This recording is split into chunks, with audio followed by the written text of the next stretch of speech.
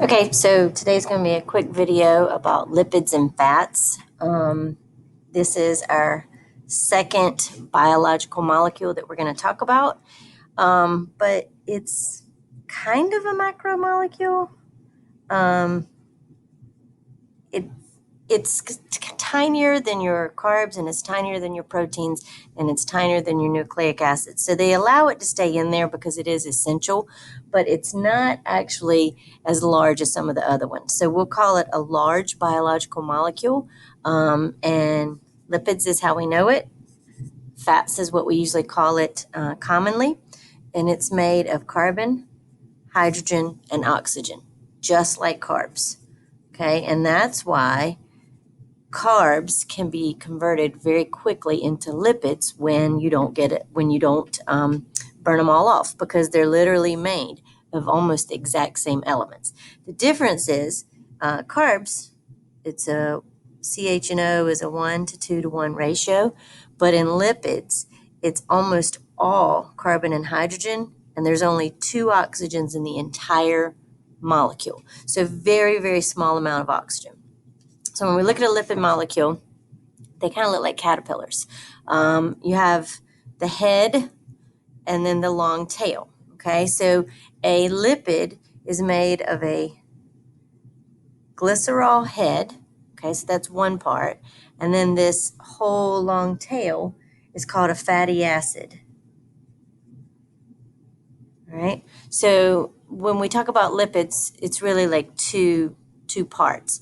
And then right here where they bond is called an ester linkage, and they bond by doing that dehydration synthesis.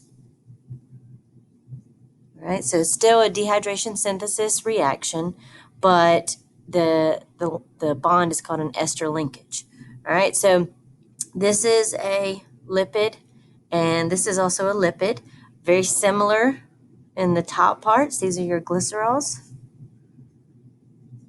But the body of your little caterpillar here is also a fatty acid.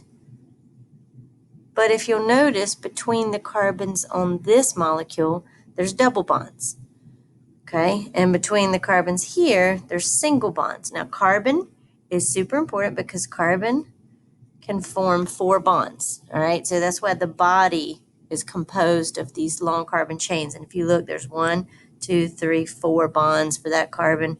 1, 2, 3, 4 bonds for that carbon. And so this one, every single one of these carbons has, I call it its legs. Okay, so if this was a caterpillar, he has his little feet and his legs, so he's not missing any. All right, so this lipid or this fat is called saturated, because saturated means full. So when something is saturated, it's full of something. So this is a saturated fat, and it has all of its hydrogens, and these hydrogens are where all the energy and calories are. And so this is animal fat. Our fat is in the form of solids, and so that's where you get butter, you get lard, things like that. Okay, so at room temperature, they're solids.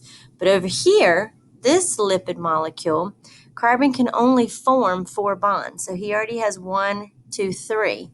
So this body segment is going to be missing a leg because it can only form 1 bond. And then he's going to have 1, and then he's going to have 1, because of the rule that it can only form 4 bonds. So 1, 2, 3, 4, 1, 2, 3, 4, 1, 2, 3, 4. So what you have here is you have a caterpillar missing legs. Therefore, these actual links kind of kink up, and so he gets kind of like zigzaggy shape in his fatty acid tail, which makes him an oil. And so he is, instead of being a solid at room temperature, he is a liquid at room temperature. And this is how you're usually going to find plant lipids. And so if this one is saturated, we call this one unsaturated. And that's why they'll tell you unsaturated fats are a little bit better for you, because they're missing some of these high-calorie carbons. Our bodies, we make unsaturated fats, so the oil that's secreted through our skin and on our cell membranes are all like unsaturated. And then we also have saturated fats that surrounds our organs and then is underneath our skin, keeps us warm and things like that. Now, a lot of dietitians will tell you to try and decrease the amount of saturated fats that you eat because these things, because they are solids at room temperature in your body, they're going to liquefy pretty good, but because you're about 100 degrees Fahrenheit. But if these get into your blood vessels, they can take your blood vessel and they can kind of clog it up.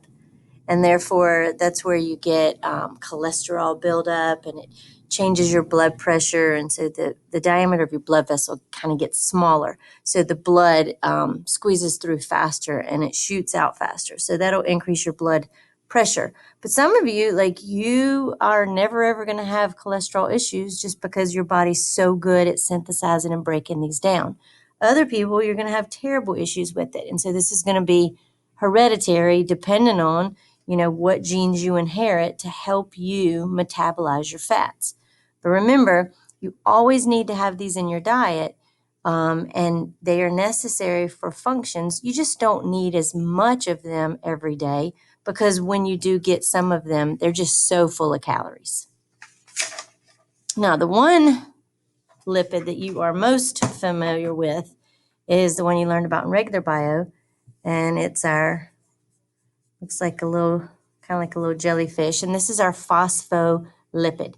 And we find him in our phospholipid bilayer. So phospholipid. And the phospholipid bilayer is just another name for the cell membrane. But I'm not sure if you realize that most of your organelles, so your mitochondria, your nucleus, your ribosomes, a lot of your organelles are going to be covered in membranes. And these membranes are just basically a bunch of these little fat molecules surrounding it. Now, once again, the head of this lipid is a glycerol, and the tail is a fatty acid. And if we were naming this correctly, we would call this a diglyceride. If you've ever heard of something called a triglyceride, it's just a glycerol head with 3 fatty acid tails. And triglycerides are very bad for you because they have 3 long chains of those heavy, high-calorie molecules. All right, we're going to go back to our phospholipid with our glycerol and our fatty acid. Now, I want you to take this phospholipid and I want you to draw it. And I want you to draw smiley face at the top, okay? And then down here, everywhere there's a zigzag, I want you to draw a carbon because these are your carbon chains. And these little legs are called hydrocarbons because that's what they're made of. It's all just hydrogen and carbon. So coming off of him are all these little hydrogens. Okay, all the way around. And I won't draw them all, but that's what he looks like. So the reason I want you to draw a smiley face at the top, because glycerol is hydrophilic. Fatty acids are hydrophobic. Okay, and these are, phobia means scared of, doesn't like, not going to get along with. Hydro means water. So this repels water, does not mix with water at all. The hydrophilic means that it does. It likes water. Okay, so this whole molecule is like confused. Half of it loves water and half of it hates water. So we call that amphipathic. Okay, and it kind of is very similar to somebody being ambidextrous. They can use both hands, or amphibians live half in the water and half on land. Those words refer to partial. So an amphipathic molecule partially loves water and partially hates water. And Phospholipids are not the only amphipathic molecule, but you need to remember that about them. Now, these little guys, when we draw a membrane, okay, so if this was the cell, I'll make it very small because it'll be hard to draw. The heads of the phospholipids all joined together with the little tails sticking out, kind of like you're at daycare and y'all are, it's nap time and everybody's laying down with all their heads together. But we know that when we talk about cell membranes or any membranes, biological membranes, we call them phospholipid bilayers. Bi means two. So all of your membranes are two layers of phospholipids. Okay, so then therefore, the second layer looks like this. And it's always with the tails in the middle and the heads on the outside. Okay, so all the way around, phospholipid head, and then you have all the tails, and they should all have two tails, but mine ain't gonna be perfect. And then here is the inside of your cell, and then here's the outside, or the inside of the organelle and the outside. So they would call this intra and extra, okay? Now, the inside is surrounded by the head. Remember, the head likes water. And the inside of most of these things contain water, especially a cell. And then the outside of the cell also is surrounded and bathed in water. So that's why these little heads are all facing outside and inside, because this is what loves water and this is what is coming in contact with water. But this whole middle zone right here is completely hydrophobic. And that's what makes that cell waterproof. So the only way things can get in and out is if they have doors or openings to slide through or to enter and exit. So your phospholipid bilayer is super important that it's made of fat, because if you'll remember, 70 to 90% of all organisms are made of water. So if your cells were not waterproof, they would literally just fall apart and things, you wouldn't function, you wouldn't live. So your phospholipid bilayer is your membrane around all your different organelles, and it's double layers with the little hydrophobic legs on the inside and the hydrophilic heads surrounding the inner and outer layer. And so all of this is waterproof. So it's water hating, but then these two that interact with the water sides are water loving.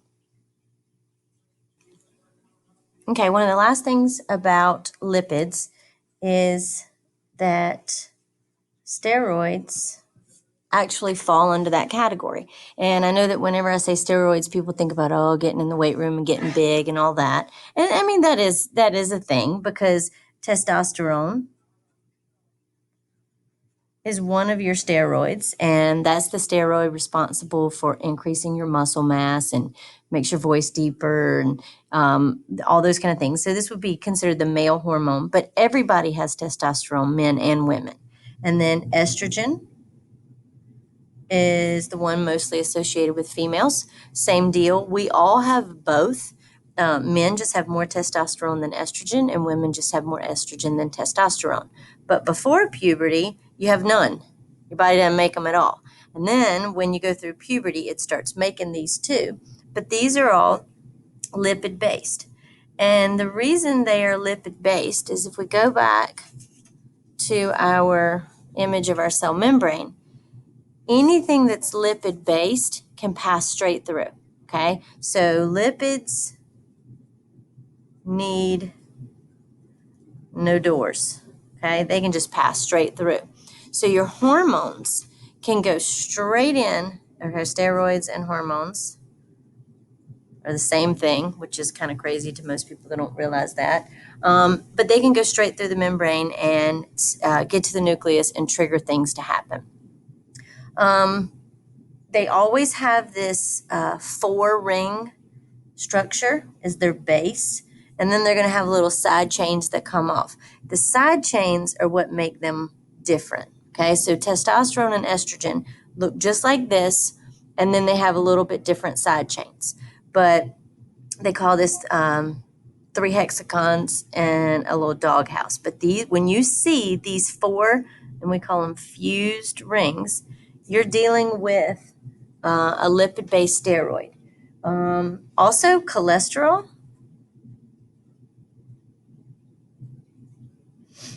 is a steroid or a lipid, and it gets a very, very bad rap because everybody's like, low cholesterol, it's so bad for you. But it is supremely necessary in your cell membranes, in your brain, and in other parts of your body. So you're going to want to bring in cholesterol to your body. You just don't need a whole lot of it. But all of these things that we've talked about all go along with lipids. Okay, so to summarize it, we have the monomers, and they're going to be glycerol, which is your hydrophilic, plus fatty acid tail or chain, and you can have 1, 2, or 3. All right, and this is all carbon and hydrogen, and this is a little bit of hydrogen and oxygen. So there's only a little bit of oxygen here. So it's made of carbon, hydrogen, and oxygen, but it's mostly carbon and hydrogen, just like gasoline and things like that. So a lot of energy in your lipids. The bonds are called ester linkages, and they are made by dehydration synthesis, just like everything else. There are lots of uses for lipids, but the number one use is to store energy for later. But because animals and plants have become so good at storing it for later, it's actually had some other uses. So, insulation. Animals that that live in environments where it's really cold, they actually store and have a lot more insulation, so they have a lot more fat. And so when animals go into hibernation, one of the things they do is they just store up a lot of their food as fat, and then slowly while they're sleeping, their body burns it off. Buoyancy is a fancy word for floating.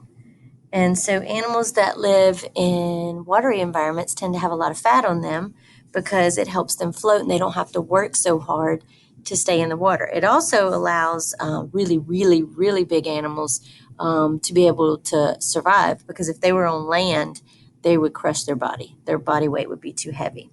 Another thing that lipids have been used for, secondary use, is waterproof. So because this tail hates water, it is waterproof, and so your skin secretes oils. Plants make oils to keep their leaves shiny and waxy so they don't lose water. Other animals secrete different oils to their sex hormones, all their steroids and estrogens and testosterone secreted through the oil. Another thing is earwax. We have wax in our ears, and it keeps water out, but it also is a natural insect repellent. Your eyelids. Your eyelids have a lot of fat or not much fat in it, depending on your ancestry. And people whose ancestors came from parts of the world where it was very cold, extra fat in their eyelids made their eyelids thicker, and it made their eyes look smaller. Their eyes are the same size as everybody's, but because the eyelids have that extra fat on them, that actually protects their eyes from freezing. It's not so necessary anymore because if it gets so cold, we'll just go inside. But ancestry from cold climates, they're going to have extra fat on the eyelids, and they're also going to have extra insulin. So they tend to just carry weight more, and they store it faster than some cultures where their ancestors came from very hot climates. So those are just some secondary other uses for fats, other than their main purpose is to save energy for later.